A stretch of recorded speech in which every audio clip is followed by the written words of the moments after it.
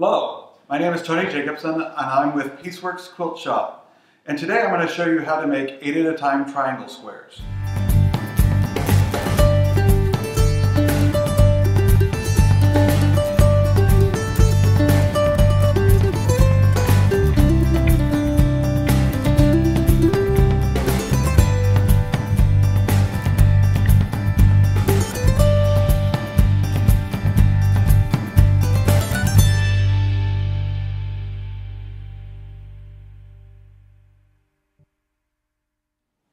The 8 at a time triangle square method is a great method for making your triangle squares because you're going to start with squares and we're going to mark those squares in a way that you don't have to deal with the bias edges of the normal triangle squares.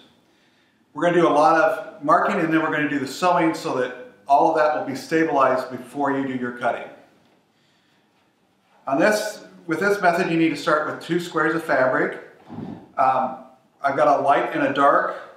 Today I've got a light gray and a blue, and we're going to concentrate on marking the back of the lighter fabric. We'll be able to see that better. And there's a couple methods that I use for marking those. There's these 1/4-inch seam markers. Several companies make them. These just happen to be the Fons and Porter ones. They come at different lengths, and depending on what size squares you have that you're marking. And with this method, what you'll do is these rulers have a yellow line down the middle, and you're going to line that yellow line right down the middle of your square, or from one corner to the other corner of your square. Then you're going to draw a line along the edge of your ruler.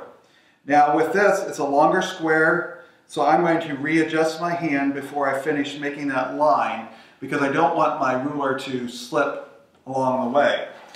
Then you can, and I also just do my line on one side. You can draw on both sides, but you kind of get contorted when you're trying to draw the second line.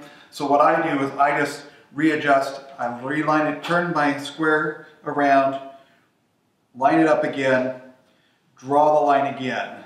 That way I know that I haven't let my ruler get out of whack, and so my line is straight. The other way that you can do this is with your regular ruler. Instead of lining the center line of a 1/4-inch seam marker, I do the 1/4-inch line on my ruler. Again, I will turn this. The 1/4-inch line lines up from one corner of your square to the other corner. Then you turn it around and do the same thing the other direction.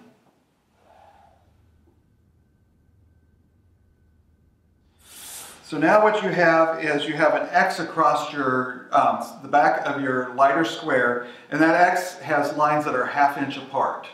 So once you have that, then you will lay it with right sides facing together, line one up on top of the other, and have your lighter one on top. Then you'll take that to your sewing machine, and on your sewing machine you will stitch on the lines that you have drawn. In this case I'm using a dark thread so that you can see it on screen, but normally you would just use the neutral thread that you would use when you're piecing. So once we've got it in this shape, what we're going to do is now we're going to do our cutting. We've stabilized everything on our block. What we need to do is we need to cut horizontally and vertically halfway through our block. This happens to be a 10-inch block that I'm starting with, so I know that I need to line up the edge of my 5-inch mark of my ruler on the edge of my square, and that will make it so that I will cut directly through the center and also through the center of the cross where my 2 lines of thread cross. And I'm going to do it horizontally also. And in doing that now, I have 4 squares.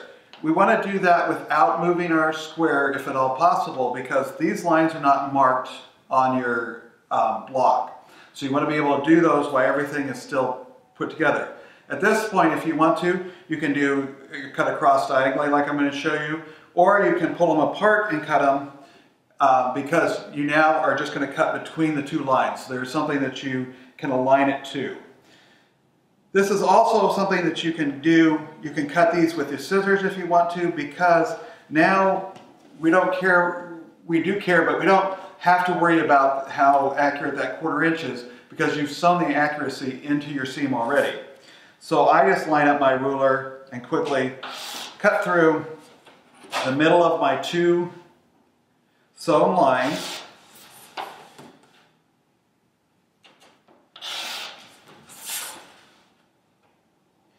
If you notice, as I'm cutting, my hands are far away from the edge of my ruler so that I don't have any chance of cutting it. And now you're going to have 8 of these little triangles.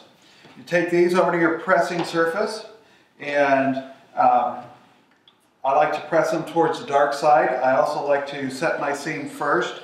So I set my seam and I open it up.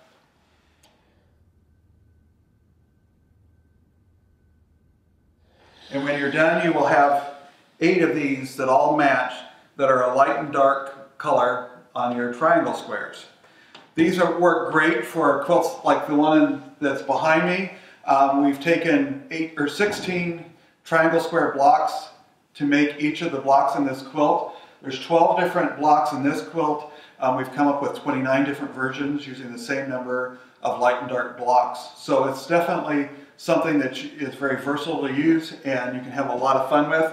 We will put the information, a PDF of the information on how to do this on our website. The important part of this is at the very bottom of this, we give you the equation for figuring out what size squares to start with so that you end up with the proper size squares for your project. In the case, if you would like to have a 3-inch finished square, what you're going to do is you need to take 2 times the size of your square, so 2 times 3 is 6, and add 1 3/4 inches. So that would make it a 7 3/4 inch square that you'll need to start with if you want to finish with a 3-inch square in your project. But that's the important information so that you can use this method on any of your quilts that require triangle squares.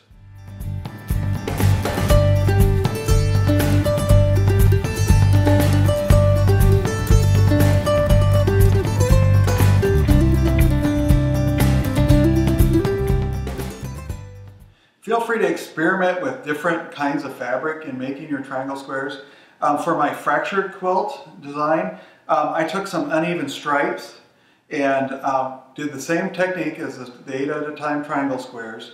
I marked the back of one of my stripes. You're going to take 2 stripe fabrics. The trick is that you need to, when you put them together, right sides facing, you're going to want the stripes to be the same direction.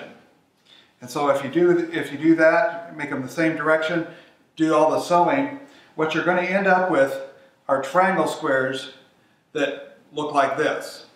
And so there's lots of different ways that you can lay these out to make incredible designs. The trick to this is using an uneven stripe.